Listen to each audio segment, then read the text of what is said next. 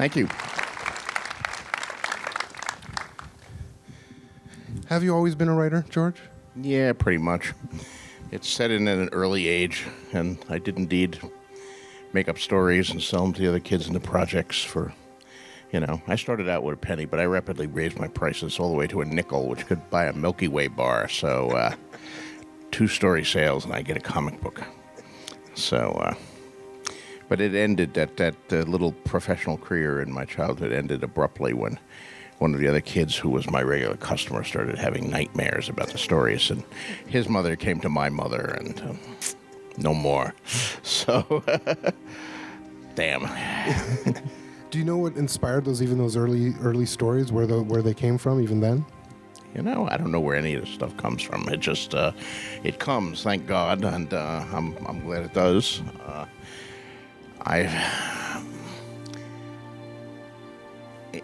If I want to get all psychological, I can say maybe I was trying to fill a need in my life for, I don't know, for adventure, for travel and all that. I mean, we were poor. We lived in the projects.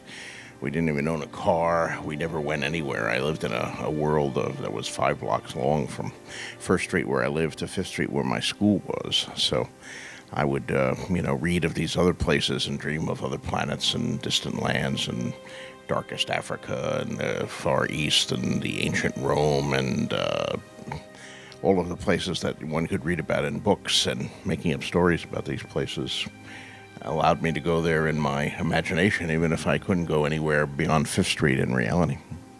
And were there books or shows or comics or those that were inspiring to you then, that maybe influenced the direction your stories took? Well, I always loved the weird stuff, as my father called it. We're talking now the early mid-50s, which there wasn't a lot of science fiction or much less fantasy or horror around, so I seized eagerly on the shows that were, like the original Twilight Zone with Rod Serling, but even before that, the science fiction shows of the early 50s, things like Tom Corbett, Space Cadet, and Captain Video, which I barely remember. I was very young when Captain Video was on, and a little later, Rocky Jones, Space Ranger, which had a huge impact on me. A very cool show. Sort of the precursor to Star Trek, if you actually kind of look at it. Of course, science fiction and horror movies. The science fiction movies of the 50s were all about atomic bomb growing grasshoppers to the size of 747s, which was, pretty cheesy, but they were cool in their own way. And when did you realize that writing could be, beyond that sort of early penny and nickel sales? When did you realize that writing could actually be a profession, a career you'd want to pursue? Oh, about 3 years ago. No, in my early childhood, I was confusing the reality for the imagination. I decided I actually wanted to be a spaceman, which is what we called it before the word astronaut was coined. And nobody had ever heard the word astronaut until the Mercury program, when they didn't want to use the word spaceman. But before the Mercury program, in the days of Rocky Jones and all that, it was guys who went into space were spacemen. And, you could choose among the kids in my neighborhood. There were the ones who wanted to be cowboys and the ones who wanted to be cops and, the ones who wanted to be spacemen. And I was on the spaceman side and later upgraded to an astronaut. But at some point I decided, no, I'm never going to do this. So how about I just make up stories about outer space instead of actually going to outer space?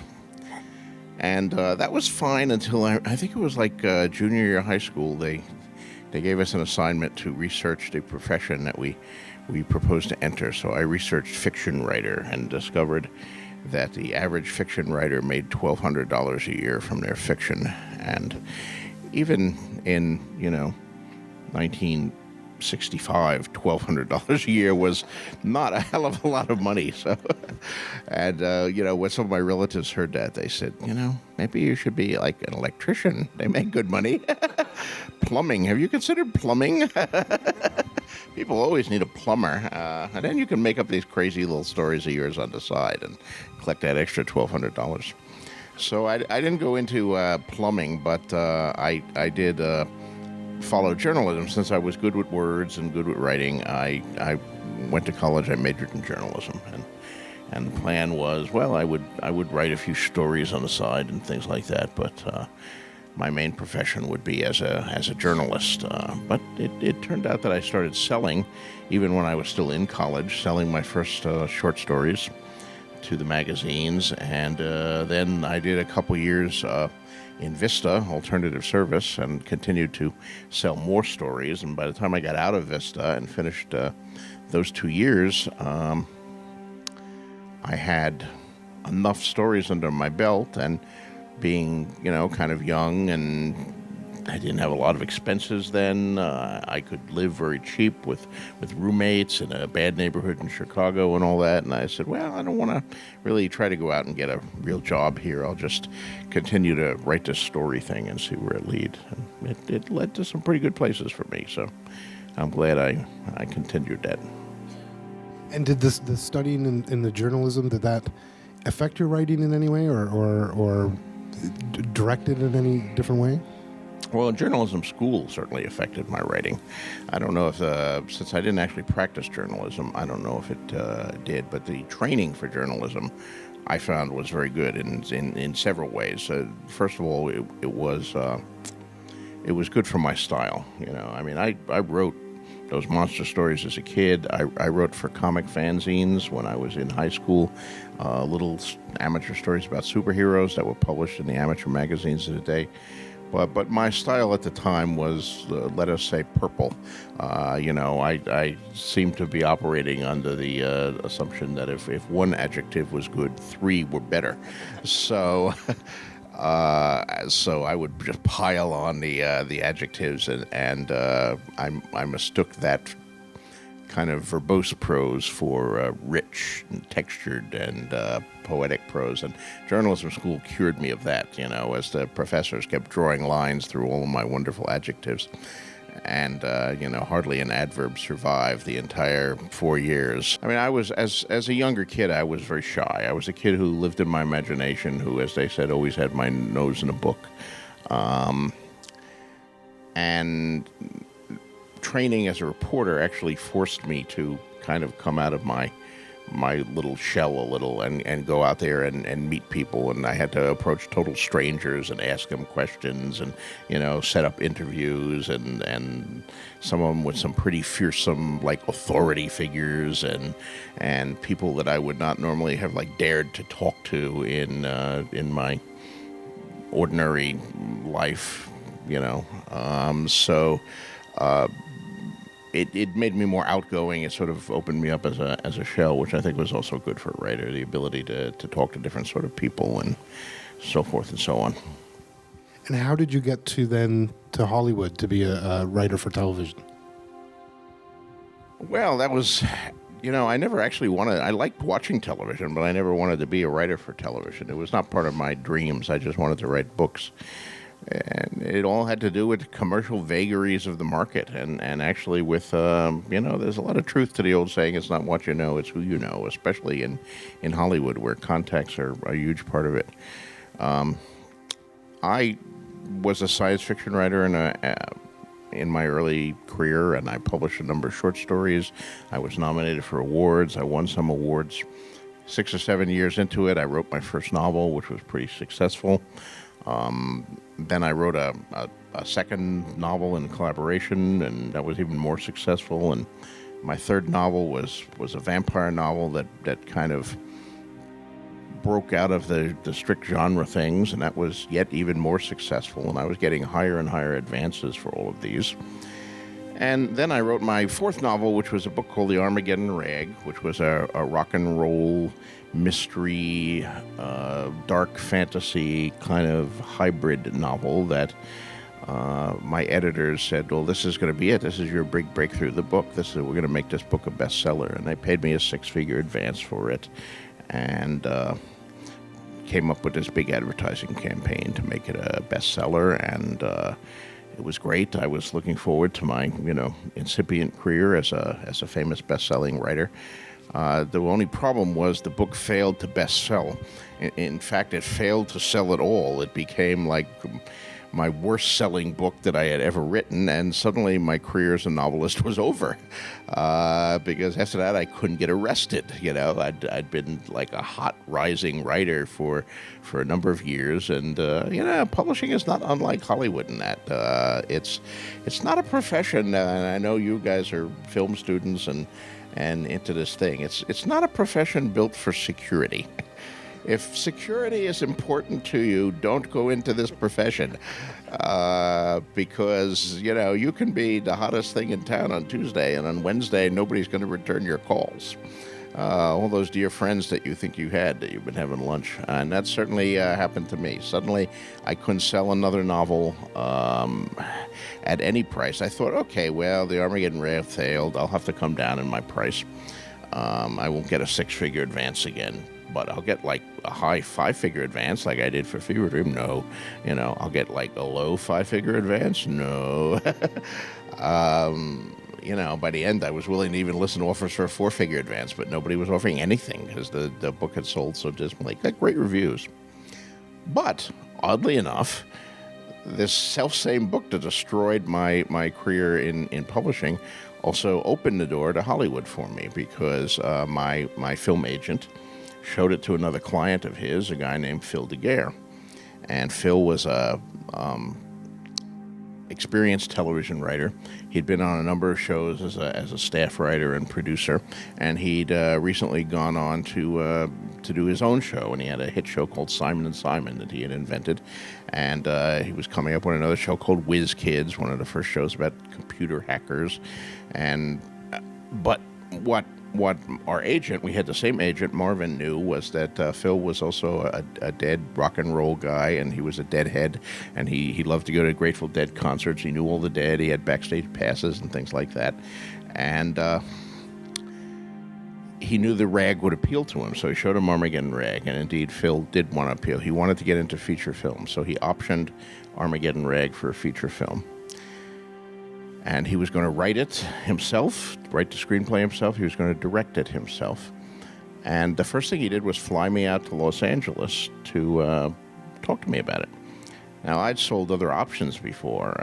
If you have a lot of books and short stories and they get any kind of attention, in those days especially, you'd find someone to option them in Hollywood. The world has changed a lot. We're talking now the early 80s. So it doesn't work quite the same way anymore. But in those days, these cheap options were all over. And I would have 4 or 5 or 6 of my short stories and things under option simultaneously. But normally they option it, they send you a check, You never actually met any of these people or talked to them. They didn't care. You were just the author of the original material. They didn't necessarily want to involve you in the process, but Phil did. And so he flew me out, and we had some meetings, and we discussed how we would do the Armageddon Rag, and a few tricky points about the novels and so forth. And I got to visit TV sets and watch him filming Simon and Simon, and watched him filming The Whiz Kids, which sort of was his Armageddon Rag that sank without a trace after a short time. But he was still hot enough so that I made that contact with Phil, and we remained friendly. So like a year or two passes, and suddenly CBS has said to Phil, well, we want to get another show from you. Simon is doing real well. What else do you got? And Phil says, I want to bring back Twilight Zone. I always loved Twilight Zone. And I said, oh, okay, well, sure, we own Twilight Zone. You can bring it back. So Phil ramped up to do Twilight Zone, and he turned to a lot of science fiction and fantasy prose writers, and called me up and said, hey, you ever think of doing writing for television, doing a Twilight Zone episode? And, since I was in fact, I had run out of money and was wondering how I was going to pay my mortgage and couldn't sell another book because of the failure of Armageddon Rag, I was eager to try this new thing. And I said, sure, I'll do some Twilight Zones. And I wrote a script for him and led to another script, and et cetera, et cetera. And next thing I knew, I wound myself out as a staff writer, moving to L.A. for 6 weeks or so to work on the Twilight Zone staff. And after that came Beauty and the Beast? Yeah, there was 2 seasons of Twilight Zone, and a brief flirtation with Max Headroom was in there briefly, and then Beauty and the Beast for 3 years. And then 5 years in, development. which sometimes known as development hell. So all told, I spent about 10 years primarily working in Hollywood. Well, we're going to take a look at a scene from an episode of Beauty and the Beast. This is an episode called Brothers, where the Beast, Vincent, played by the legendary Ron Perlman, connects with a character called the Dragon Man, who's, as you'll see, also ostracized from society for his appearance, much like a Beast. So let's take a look at Beauty and the Beast. Yeah, that was from the second season of Beauty and the Beast, which is probably, of the 3 seasons we did, the one that's most representative of the show that we actually wanted to do. You know, I enjoyed my 10 years out in Hollywood. I learned a lot from it. It was very valuable to me in a number of ways, not only financially, where it certainly was helpful to me after the situation I'd found myself in after Armageddon Rag, but also, you know, as a writer, I learned things. But there were also frustrations. There's no doubt that working in television and film requires a certain temperament and skills that prose writers, book writers don't necessarily need or often have. And I found that on both Twilight Zone and Beauty and the Beast, and even later in development. The thing that really, I think, drove me back to prose, well, there were a number of things, but one of them was the constant arguments with other people, the politics, the fighting of it. It's you know, when I sit down to write Ice and Fire, I can just do the work, and ultimately I am the judge. Yes, I have editors, and my editors make suggestions to me. They say, well, we don't think this thing is working, and I give their words consideration, and I change things if I think they should be changed. But in television and film, of course, you've got all these people, the studio and the network and the standards and practices department, and the actors and the directors and the producers, and sometimes it's hard enough to do the good work, and then you do the good work, and then there's other people who want to mess around with it, or they have their own idea and all that. And so you have to have a temperament not only to do the good work, but to fight for your work. And I don't necessarily enjoy fighting. After I mean, I did it, and I defended my work as best I can, and I won some and I lost some. But after a while, some of it just wore me out. You know, that if you know Beauty and the Beast, the show, we always wanted to do shows like this, character-based shows. I think from the very beginning, the network wanted us to be the Hulk. They wanted a much more formulaic show that was much more action-oriented, where Catherine would get in trouble every week, and Vincent would beast out and come to her rescue. And there are more shows that fit that criteria. I think you'll see in the first season, where, you know, and they even said, well, can we... You know, the Hulk, he always beasts out twice. He would beast out, or would Hulk out, as they called it, at the end of the second act, and then he would have a bigger Hulk act in the climax where he would solve the situation. And they really wanted us to do the same thing. Well, we'd like 2 beast out in episodes. And could we have less of the poetry reciting and all that? And, you know, we wanted more of the character pieces and all that. And, of course, you're in a constant struggle depending on your ratings. The stronger your ratings are, the more you can do it the way you want, and the weaker your ratings are, the more help they will give you. And we did pretty well the first season and a half. So by the second season, we were really doing the shows we wanted to do, and was kind of disregarding the network pressures, but they were still there waiting, and we were winning our time slot for the first season, and we weren't like a top 10 show or anything, but we were winning the time slot, which was very good. And then I think NBC, we were on CBS. NBC made a change up in the lineup opposite us, and it had a couple sitcoms on opposite us, and they replaced one of them with a new sitcom called, I think it was Full House, and starring the Olsen twins, and this goddamn thing became a hit. And suddenly we were not winning our time slot anymore. And the network was coming more and more down on us of, oh my God, you're losing your time slot. And, that's why I've always hated the Olsen twins. And still do to this day. You've given me another reason to. That's right. Were there things that you learned when you were writing, serial television that would inform your books later on?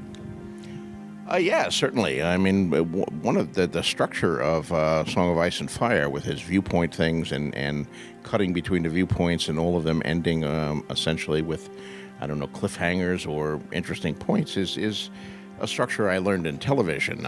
You won't see it in my earlier novels, but of course, working for network television, you have to have act breaks.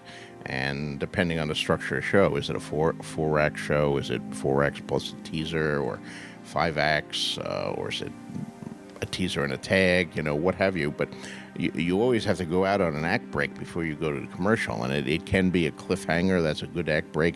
It doesn't have to be. It can be just a twist point, or a new revelation, or a piece of information, or something is resolved. But it's if you watch Law and Order, it's always the da da da da moment, where right before the commercial, da da da da, oh my God, something has changed here.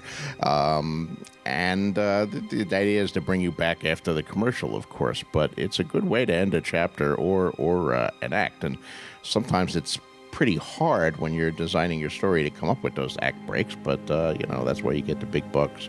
And it certainly works in the books too. It's keeps people reading. They reach the end of the chapter and they want to know what happens to that character because they're engrossed in Tyrion. But gosh, there's not another Tyrion chapter for a while yet. First they have to read this Arya chapter or this Jon Snow chapter before they finally get back to Tyrion, and those end. And by the time they finish the Arya chapter, there's kind of an act break there too, and that hopefully draws them back for the next one. So yes. And also, I think it helps your dialogue when working in television and you're actually hearing actors speaking your lines. I look at my earliest scripts and I would have people giving long speeches, that take up a substantial chunk of the page. And it's too much. You get much better readability and especially for contemporary audience, if the characters aren't giving speeches to each other, but are having much shorter back and forth kind of dialogue. And it's interesting because I think the in Game of Thrones, that idea of leaving people wanting more is a constant thing. And there's also the idea of, Game of Thrones and the books, Songs of Ice and Fire are not like other books that one might compare them to, or other shows. They often break the conventions of the very genre that one might assign them to. How does that play into how you write? I've always liked breaking conventions. I love the genres. I'm not one of these guys who's trying to burn everything down with a flamethrower. I love science fiction. I love fantasy. But I hate familiarity. I love, whether I'm watching television or going to a film or reading a book, I want it to surprise me. I don't want to know where it was heading, Maybe I get that from my childhood with my mother. We would sit at home watching TV as a family, and my mother would always say aloud exactly what was going to happen. Oh, it's the butler who killed him. And sure enough, it would be the butler who killed him, She would, be watching I Love Lucy, and, oh, that belt is going to start going much faster. She's not going to be able to keep up with the chocolates.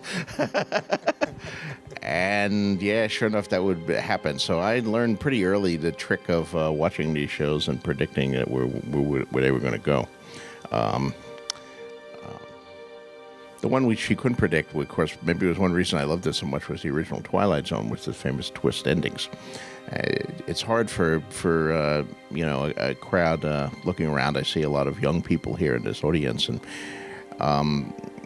to know what a revolutionary show Twilight Zone was in 1959 and 1960, and how surprising those twist endings were. When we revived Twilight Zone in the mid-'80s, the network was always on us. One of the things we had on that show is, why can't you have more twist endings as the original show did? And we tried, man, but what worked in 1959 really did not work in 1986. I tell you, people, the audience had become so much more sophisticated, and they could see those twist endings coming a mile away. It's the minute somebody walks into the store, it's she's a mannequin. Yeah, of course she's a mannequin. The minute you don't show the face of a bandaged character. Oh, they're all the ugly ones. Haven't you noticed that they're not showing their faces? Yeah, these great techniques that Rod Serling invented in 59 in the ensuing 20, 30 years had become so familiar to the audiences you couldn't put it over on them anymore. So coming up with a really genuine twist ending that worked became harder and harder. Someone should tell that to M. Night.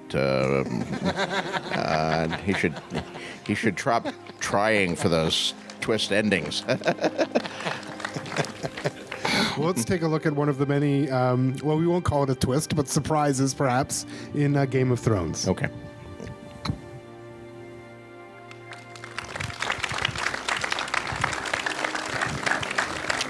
I mean, not many shows or books have the guts to kill a 10-year-old, let alone after him catching an incestuous relationship. That's true. Probably even more surprising in the book, where, of course, he's the first viewpoint character. He's the viewpoint character of the first chapter, and then we switch away to a couple of viewpoints, and it'll come back to him. But since he was first, I think the assumption of most readers is that he's going to be, the main guy through that, and then suddenly you think he's dead, or maybe he's dead. But we find out more later. But it's what we write what we want to read, and as I said a minute ago, I don't like stories or books that are too familiar, that are too predictable, that I feel like I've read 1,000 times before. So I want to keep you on edge and surprise you and make you think that no one is safe. And that was certainly the intent there. And that scene has, I think, gotten a lot of people hooked on these books and said, I thought I was reading just another fantasy till I hit that scene, and then I realized that this was something a little different. So that moment has worked very well for me. It's an interesting point because, in the 60-odd years since the Twilight Zone, these sorts of stories have really gained an enormous foothold in popular culture. You look everywhere from the literary world to movies to television to video games to everything. It's, fantasy stories, superheroes, these sorts of stories that are so dominant. Why do you think we've seen such a dramatic shift in terms of acceptance and popularity? Because we geeks have conquered the world. Yes. Actually, doing an interview yesterday, I one of the reporters interviewed me, said his TV station specializes in geek and nerd culture, and it really took me back to my own high school days, where geek and nerd were not things that you wanted to be called, and now they've become, proud badges of a group that has a culture. So the world really has changed. My father called all this stuff weird stuff. He couldn't understand why I had this interest in weird stuff, science fiction, fantasy, horror, because it wasn't like real. He liked Westerns, which, of course, as we know, were very real. All those gunfighters meeting in the center of the street to practice their quick draws. Yeah, that happened every day.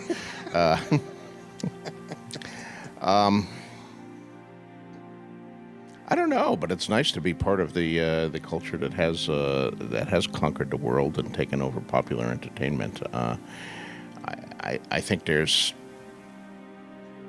these are all flavors of imaginative literature, to put it in of the romantic tradition is another way to put it, as opposed to realism, which in a great literary tradition I think split off at the end of the 19th century and the beginning of the 20th century, and into two currents, one of which was considered more respectable than the other. The realistic tradition became the literary tradition, all the genre fiction which followed the romantic tradition sort of got shuffled off into ghettos, but it still appeals much more to a much larger audience. And science fiction and fantasy, especially as the world has shrunk around us, and with the television news and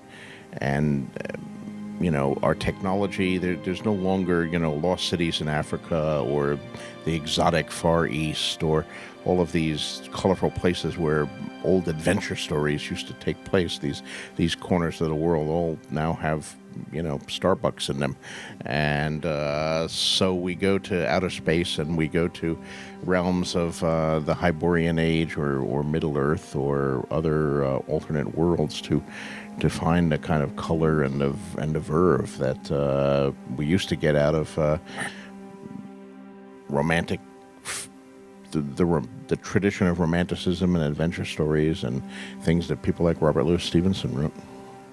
And yet, even in your stories, these imaginative stories, there's a grittiness, there's a realism to the characters and the situations. Well, I think the characters have to be real. Characters, to my mind, are the heart of all fiction, and characters fascinate me. Human beings fascinate me, and always have. We're such wonderfully perverse and contradictory, creatures. My quarrel with a lot of fantasy as it was written, particularly by the Tolkien imitators, not Tolkien himself, but the writers who followed him into high fantasy in the 70s and early 80s, was that they presented a very simplistic view of human nature, and the war between good and evil as a subject for fantasy, I think, is legitimate for the subject for any fiction. But to my mind, the war between good and evil is not fought between armies of heroes in white cloaks and armies of really ugly guys in black cloaks, but rather is fought within the individual human heart in the choices that we make in times of crisis. I think all human beings have within them the capacity for good and the capacity for evil. And in fact, we're all, I look at history, and all of the greatest heroes have flaws. All of the greatest villains have moments of humanity or redeeming qualities about them.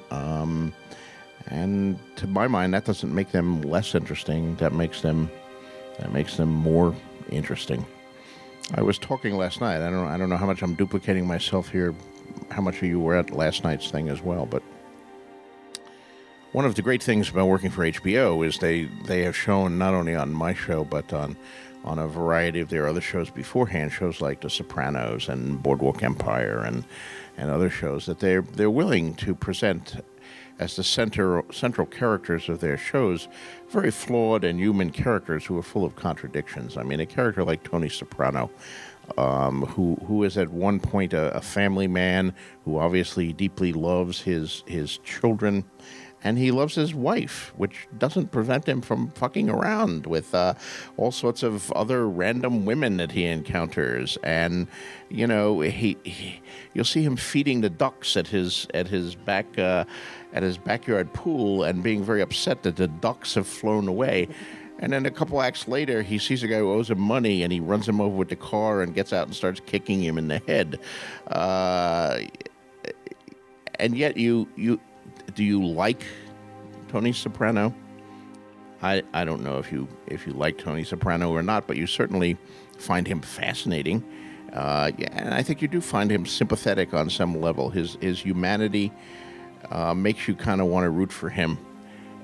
But then he starts kicking someone in the head, and you sort of have to examine, whoa, why am I rooting for him? What am I doing there? And, that sort of reaction to me is very healthy. And the frustration about working for traditional network television is that for most of their history, certainly the period I was working for them, they were not interested in presenting anyone that was flawed or unlikable. And they were trying to pretest everything with their focus groups and all that. I mean, one incident from my own career, after Beauty and the Beast, I did development, and I wrote a number of pilots for them, only one of which was filmed, which was an alternate world show called Doorways. And in the opening sequence of Doorways, it's a parallel world show. This sort of feral girl from an alternate dimension appears suddenly in the middle of a freeway on Earth, at night. And there's all that. She's never been on a freeway. She's never seen cars or trucks before.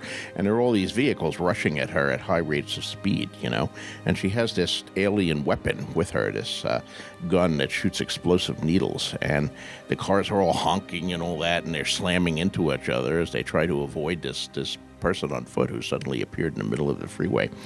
And then she sees this huge tanker truck coming toward her, and it can't possibly get out of the way. It starts to brake, and it starts to jackknife, and it's obviously going to hit her and kill her. So she whips out the alien weapon and blows the shit out of it. And it's a spectacular sequence, and it was in the, the script, and it got proved all the way through. And it's the opening scene of the thing, and done right, it should have been very effective here. And we're reaching the screening stage, and suddenly the network realizes something, and they say, wait a minute, what happened to the driver of the tanker truck? Well, she blew the shit out of him. He's dead. Oh no, we can't have that. He's just an innocent teamster. He's just driving his truck, and suddenly there's this girl, and he brakes. He tries to avoid her. He doesn't deserve to die. Well, no, but, she doesn't know any of that. She just sees this big iron thing heading toward her, and she has this weapon that'll stop it from killing her, so she uses it. It's like a monster to her. Well, yes, but if she kills this teamster, this truck driver, the audience will hate her. No one will watch the show. They'll turn it off right there. Oh, I'm not going to watch a show about a murderer. But we never even see this guy. We don't see a driver. We see a truck coming at us, and she blows it up. I'm saying the audience is not going to care. They're not even going to realize that there's a guy in the truck. No one is going to make this intellectual thing. But no, the network was locked in on that, so we had to go back and boot up the cameras again and shoot a scene where the driver, unharmed, leaps from the flaming truck and goes running away, scampering to safety. So we know, even though his truck is lying in pieces all over the sidewalk, that no harm has come to innocent Joe, the truck driver, who has gone home to his wives and children. So the focus group would like my character and not dislike her because she blew up the truck. So, so that's the difference between working for HBO and working for a network. Well, let's take a look at another that I suspect a focus group would also disapprove of.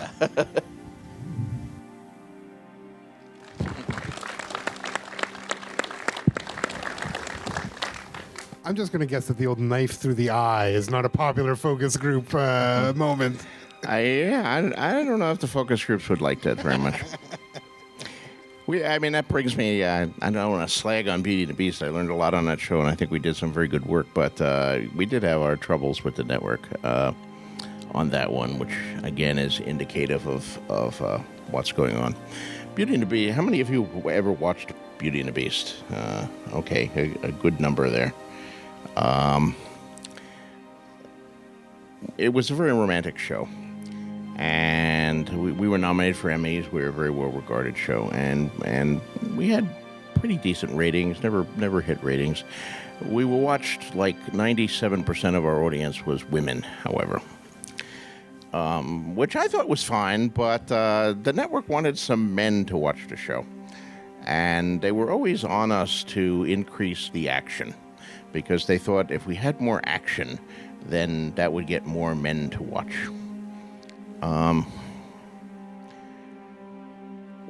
Action is the network word for violence.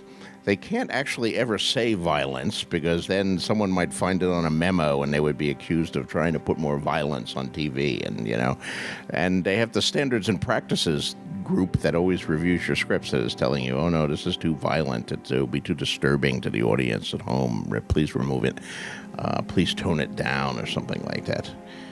And from the very first time I started work, even on Twilight Zone, where we had some of the same problems, but Certainly on Beauty and the Beast, I bristled at the hypocrisy of this, because it seems to me that if you're going to present violence, and then there's an obligation to present violence honestly, and to present it as things like this, as the knife through the eye.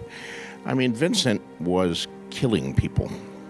He was ripping people apart with his claws, is what he was doing in the action scenes where he rescues Catherine. But we were never allowed to show any blood. At one point we thought, there was the classic Beauty and the Beast that Cocteau did, La Belle and La Bête, where the Beast, when he came back from hunting, his hands would smoke. And that was, of course, a symbolic way of showing, an artistic way of showing blood. And we kept trying to come up with what's our thing. Well, we can't use smoke. Cocteau's already used the smoke. People will say we're just ripping him off, so we can't do that. But we can't show actual blood either. So, and the network didn't even like the fact that he was killing people. They said, well, the Hulk never killed people. Couldn't he just destabilize them? And like what? Well, he should pick them up and throw them a long distance, and they could bounce off the wall, and then we could see them get up and say, "Feet don't fail me now," and run away in terror. And I said, then wouldn't the city be full of like thugs who have been thrown across the room by a lion man? So, no, we finally got them to allow that he would rip them apart and they would go down and they would not get up. But we still were never allowed to show any blood, which means that, although in an intellectual sense, if you watch the episodes, you know that he's killing people, but you never really feel it in a visceral sense. And it is necessary to feel it in a visceral sense. And, we would do episodes like where he kills almost no one, or where it's all character-based. An episode like Brothers that you saw earlier, that's a great deal of it is psychological. And they wouldn't like that. They wanted more action episodes, get more action in it. We got to get some men watching this show. It's all just women watching this show. It's, how are we going to balance our demographics here? They're wildly unskewed. And we never succeeded in that, but we became, unbeknownst to anyone, we became the most violent show on television. There was a period there where the show Hunter, which was on the same time as us, was really getting criticized because it was so violent. Hunter was, like shooting people with every episode, and they were dying. And we actually looked and said, we're like 3 times as violent as Hunter. Vincent is killing way more people than Hunter. Hunter is killing like barely one guy an episode. Vincent is going in there with 3 or 4 thugs and ripping them to shreds and leaving their entrails in pools on the floor. But of course, we're not allowed to show any of that, And then after he does that, he reads a poem. So... So the lesson is that if you're going to have a lot of real violent stuff, have your character read a poem afterwards, and it just cancels it all out. Of course, you'll never get any men to watch it then, because, oh my God, he's reading a love poem. Quick, turn to Hunter. I might have to hear more of this stuff. But, of course, thankfully on HBO, we don't have any, we can present that. But that scene is an interesting scene because they, in the book, those of you who read the books know that it is a somewhat different scene in the book. In the book, all of the characters are on horseback. He is riding back with Jory on their horses from the brothel. And he is accosted by Jamie and his men, who are also on horses. Also, it is at night. And it is during a rainstorm, so the rain is pouring down all around us. And that is exactly the way that David and Dan wrote it when they did the first draft of the script, at night, in the rain, on horses. And, of course, as filming time approached and budget overruns happened one by one, each of these elements got lost. Okay, well, it doesn't have to be during the rain, does it? We'll lose that. Do we really need it to be night? It would fit the schedule better if it was day, and... Horses? Do we have to have horses? So we wound up, instead of at night in the rain on horses, we wound up on foot in the day. Nice and dry. Would have been great to do it the way it was originally written, very atmospheric and cool in the rain and the horses, but this way they certainly got it a lot quicker, and it still worked. And I think the realities of television production means you do have to sometimes make these changes to fit your budget and your shooting schedule. The trick is to know where to draw the line and what to fight for. What is something where you can change the fundamentals of a scene without harming the scene, and other changes that rip a scene to shreds because you're accidentally ripping out the heart of it, or maybe deliberately ripping out the heart of it as you make a change to make it more shootable. Because the show really is very faithful to the books. Yes. If not exactly... Quite faithful. Yeah, if not exactly a representation of them. The major change, of course, is really around perspective, because the books do change perspective, and the show does not as much. But it's all through... Well, I mean, as a novelist, you have certain tools at your disposal to tell a story with. And these tools are not available to a filmmaker. I mean, as a novelist, you are... you have internal monologue. You can do exposition simply as part of the narrative. You have access to the characters' thoughts. You can do unreliable narrators, where you really can't do any of this as a filmmaker or a television director. You're external. You're never inside the character. I mean, yeah, you could try to be. There are those occasional experimental films where you're looking out through someone's eyes and there's a voiceover telling you their thoughts. They're mostly terrible and don't work very well. The voiceover in film is usually a technique that says something really isn't working here and we're having to patch it over with this clumsy voiceover technique, and is frequently added at a later point, like the famous voiceovers in Blade Runner, which I think really detract from that film and weren't necessary. But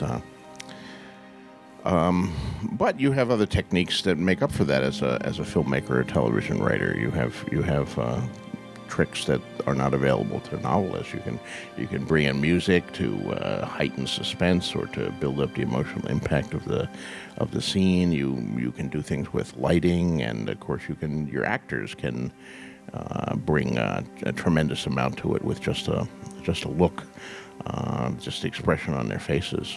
I mean, the scene we showed last night, I referred to in the comments afterwards, where King Robert is arriving in Winterfell, and he hops off his horse and walks up to Ned and, looks at Ned and says, "You've got fat."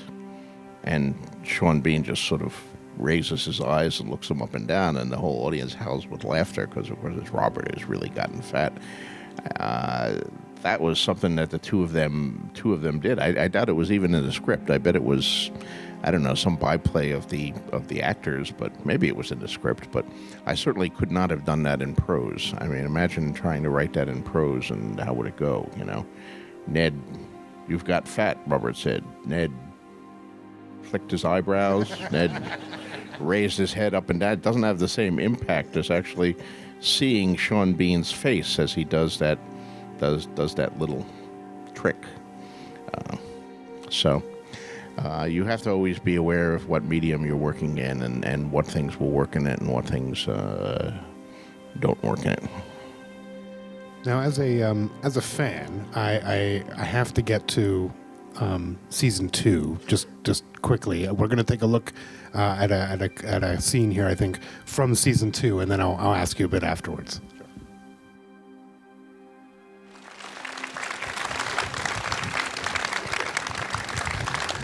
Now, as a fan, I know there's a whole heaping of awesomeness that occurs in book 2.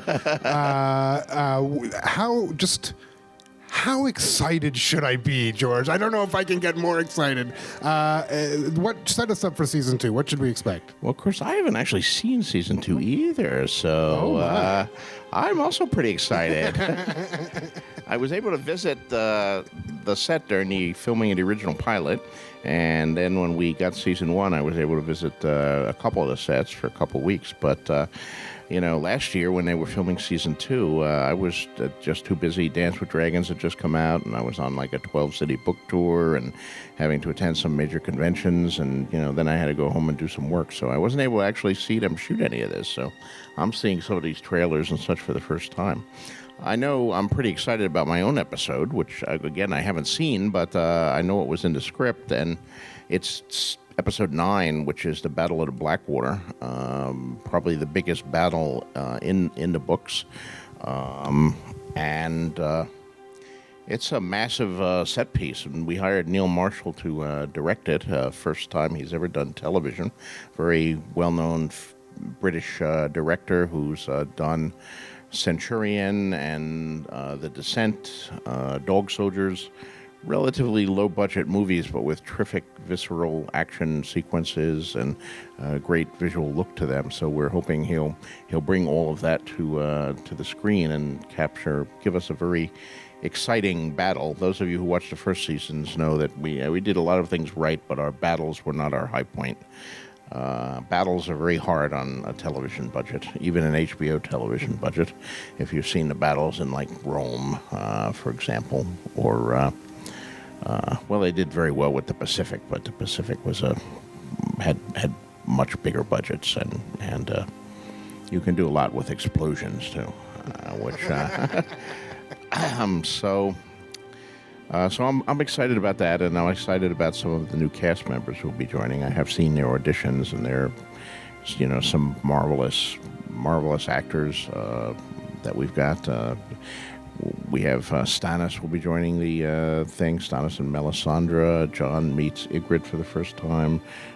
We introduce Brienne.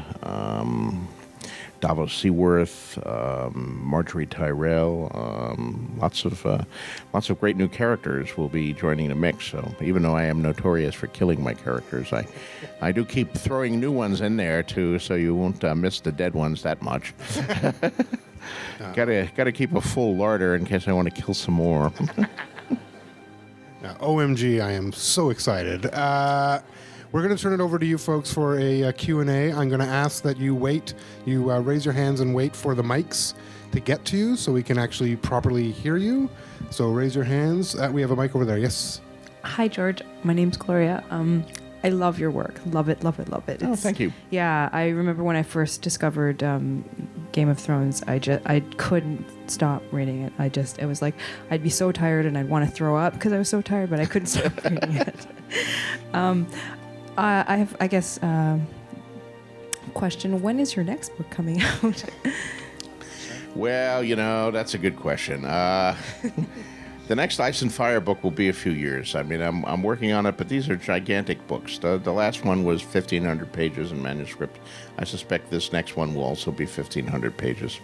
And I've given up predicting how long it's going to take me to write that, because every time I do make a prediction, I'm wrong. And then people come howling with torches and pitchforks outside my house. My God, you said it would be by the end of the year, and it's not. And you lied.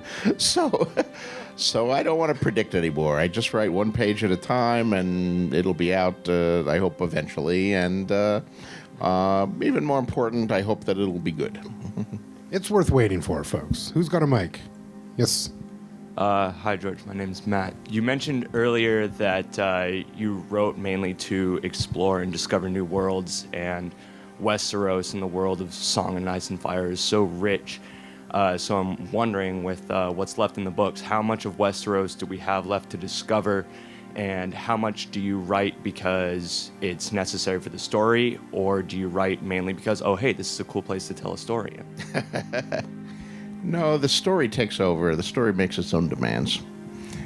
There are other parts of Westeros that you will see in the last few books. I mean, I haven't brought the action to Casterly Rock yet. You've never seen Casterly Rock. You've never seen Highgarden. I think both of those locations will play key roles in the books to come. But there is a lot, and I may do, when I'm going years ahead now, so who the hell knows what will happen. But The world that I've created there is rich enough to sustain many stories, and The Song of Ice and Fire is only one of those stories. So if I finish these last two books,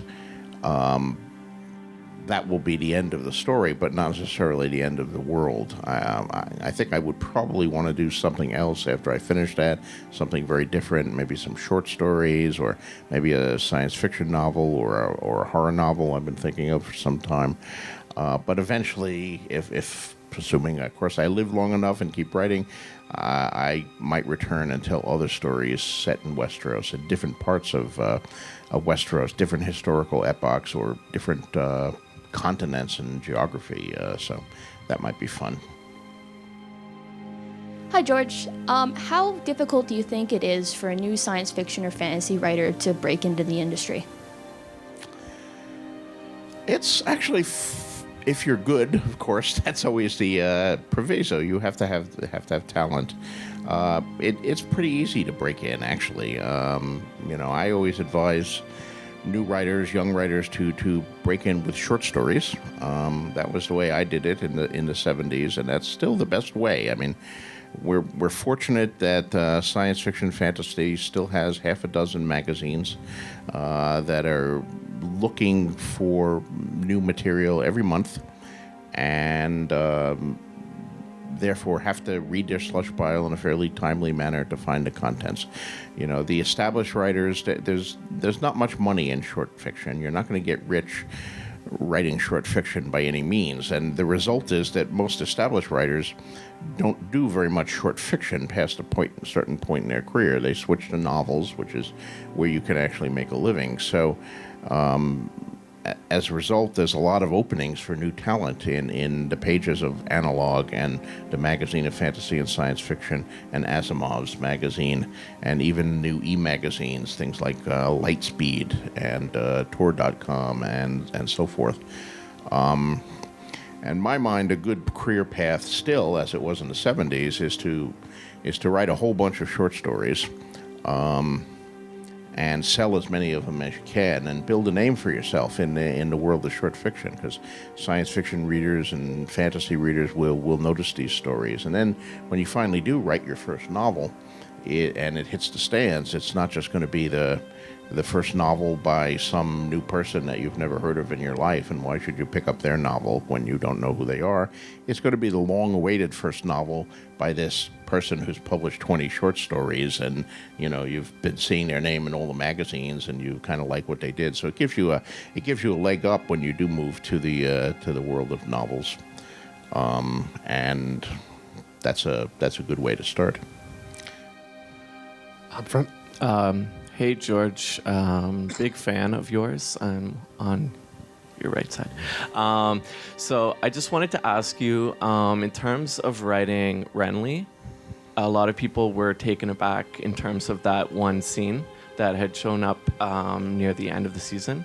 And I guess they weren't necessarily picking up on a lot of the subtle hints that you had written in the series. So I was wondering if you had wondered in terms of what fan reaction would have been at the earlier stages of the series towards writing a more explicit scene like was seen between Renly and the Native Flowers, and how that might have played out differently if you had written it earlier in the series. In other words, if I'd had a explicit scene in the books, is what you're saying? Yeah. Well, I don't know. I don't know what the reaction would have been. I do like to do certain things, I don't know, subtly. I think subtlety is a virtue. There are things in there that some of my readers pick up on and that other readers miss until it's pointed out to them. One of the things, of course, that's changed in recent decades with the advent of the internet is that readers are sharing their reading experiences. So if there's something there and some readers pick up on it and other readers don't, the readers who missed it soon become aware of it by reading the blogs and bulletin boards and the people who are trotting out their theories and showing all the hints and things like that. So that changes things. But I like to reward the readers who are reading closely and paying attention, because there are a lot of things. I like to write the books to reward rereading. I think the first time you read a book, you're reading for plot. You're reading what happens next. Is the guy going to live or die or something like that? But then if you go back and you reread the book, you may pick up things on a second reading or even a third reading that you missed the first time, and you see, oh my God, look what he's doing here. Look at this piece of foreshadowing, or look at this, he said this and I didn't notice it the first time, but it's right there, etc. Neither Renly nor Loras is a viewpoint character, and since I'm following a very strict structure of seeing everything through the eyes only of the viewpoint characters, there was really no way to present explicit details of their relationship without having someone like walk in on them when which is sort of I suppose I could have done, but is a clumsy technique. But a television show is a very different animal, and doesn't have to have the restrictions. The camera is your viewpoint there, and that viewpoint can be pointed anywhere on any character. It doesn't have to necessarily just follow your 6 or 7 designated viewpoint characters. You're going to see a much larger example of that, of course, in the second season episode. One of the things in Clash of Kings is that a lot of stuff is happening to Robb. Robb takes his army west into the Westerlands and is ravishing the Lannister lands. And as those who read the books know, various important things happen at the Crag in particular, and we don't learn about any of them. We learn about some of the victories from a distance. Well, Robb has won this battle. Robb has been wounded. Robb is coming back now. He didn't die of his wound. We hear about this all third hand through messages to his mother back at Riverrun, and finally he shows up, and there's big revelations. But David and Dan in the show are actually going to follow Robb, and we're going to see some of the things that are occurring in the Westerlands. So it's going to be, just as with the Renly Loras thing, it's going to be a lot more explicit, and you're not going to have to rely on third-hand reports or rumors or ravens coming in to tell you what's happening. You will see what's happening with your own 2 eyes. We're here. Yeah, this question comes from reading your blog, and I was just very curious as a football fan, just the in the flesh personal experience of the roller coaster ride that the Giants put you on this season. Oh, and God. I have to say I'm not too happy, because as a Packers fan, I was not happy about losing that playoff game to JPP and Mr. Cruz. So I'm just curious about what happened and what you were feeling as you watched the losing streak and then them come back and win the Super Bowl. The winning the Super Bowl part was amazing. I tell you, I loved that. There were points where I was really ready to give up on the Giants. I may even have written that on my blog. I mean, that second loss to the Redskins was such a gutless loss. I thought their season was over at that point. It's like they didn't show up in neither of those Redskins games as they showed up to play, but the second one was particularly galling, because they were competing for a playoff berth, and how the hell could they lie down against an awful team like that and lay another egg, especially when the team had beaten them earlier in the season? But, that's my history as a Giants fan. I've noticed, even back in the Parcells days, that the Giants are always one of these teams that seems to play to the level of the opposition. If they are playing a good team like the Packers or the Patriots, they're really tough. They're really good. They play tough against these teams, and even when they lose, like in the game to the Packers in the Giants Stadium, which I actually attended, that was a terrific game. It could have gone either way. Their only mistake was leaving 58 seconds for Aaron Rodgers after they scored the tying touchdown. But then they play the Redskins, who are a terrible team, or the Seahawks they played early in the year, and they play down to the level of opposition. It's like they think, well, they're a better team, they just showed up, they should win. But they never seem to actually crush anyone 42-3 like some of the other good teams do when they're playing a bad team. So it is a roller coaster ride with the Giants and with the Jets, my other team. I often tell Paris, my wife, that she ought to get one of those home defibrillators, because I'm sure I'm going to I'm going to die during the last 30 seconds of a Jets game as they're in the process of either blowing it or somehow miraculously pulling a win out. So, I don't know. I love that we got a football question in. Over here, next. Yes. Hello, George. I was wondering if you had any reservations about making your books into a TV series. If I had any reservations, it's there's always a certain trepidation when you're going to sign the deal. Is this going to turn out well, or are they going to, are they going to ruin it? I liken it to a mother sending her children off to daycare for the first time. I mean, you had this kid, and he's your kid, and you spent all the time with him, and you've been in charge, and now you're entrusting them to strangers. And are the strangers going to take good care of them? Is he going to get his milk and cookies in time, or are they actually a bunch of child molesters who are just lurking there, and they're going to get the kid off, and you're going to be gone, and who the hell knows what they're going to do?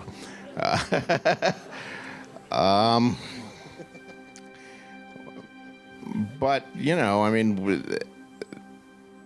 I'd met the people involved. I loved HBO shows. I loved what they did with Rome and Deadwood. So they had a terrific track record. And David and Dan, I had several meetings with. We discussed what they wanted to do, and they said all the right things. And I'd read their own work. They were both established writers themselves, and David Benioff in particular had done some amazing work with 25th Hour and Troy and his novels, City of Thieves, and 25th Hour was actually a novel before it was the movie.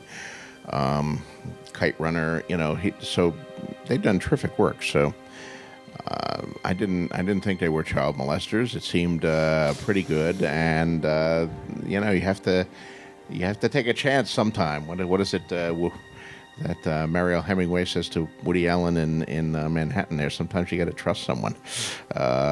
So I did that too, and also the large dump truck of money that they pull up in front of your house sometimes sways you. And the other thing to keep in mind is that the books continue to exist by themselves. Roger Zelazny, who was a good friend of mine, had the misfortune of having his novel Damnation Alley made into something that purports to be a film, and it was terrible. It was a piece of shit, but they completely ruined the book. But Roger built a whole new wing on his house with the money that they paid him for Damnation Alley, and when he was asked about it, he would always quote James M. Cain, the famous noir writer, who, when asked famously, "Well, Mr. Cain, what do you think about what Hollywood has done to your books?" He would just point to the wall and say, "Hollywood hasn't done anything to my books. They're right over there. They're on the shelves. They're exactly the way I wrote them. Not a word has been changed. So, go forth and enjoy them." And indeed, the original books sell more copies. One thing I've been adamant, though, from the very start of my association with Hollywood and for every project I've ever done in Hollywood, is to retain full and complete publication rights in any deal, and to forbid any novelization. So if any movie is ever made of my work, we will re-release my original novel and it will sell. We will not have a novelization, even if they completely trashed the novel and changed everything about it, people have to go to the original book, and the original book will benefit from any sales generated by the movie or the television show. We won't have some cheesy novelization written by a hack, which they like to do too, but that's one point where I draw my own personal line. That's always a deal breaker for me if they insist on novelization rights. So yeah, there's always trepidation, but it's worked out well in this case, and that's fine. You have to know who you're doing business with when you are dealing with Hollywood. If Steven Spielberg comes to you, or Guillermo del Toro comes to you when they want to option your work, that's one thing. If Jerry Bruckheimer comes to you, you got a different situation there, and you got to know what you're looking at going in. Well, I'm afraid that's all the time we have this morning. I want to thank you, Mr. Martin, very much for joining us and for all your amazing work. Yeah, well, thank you very much. My pleasure.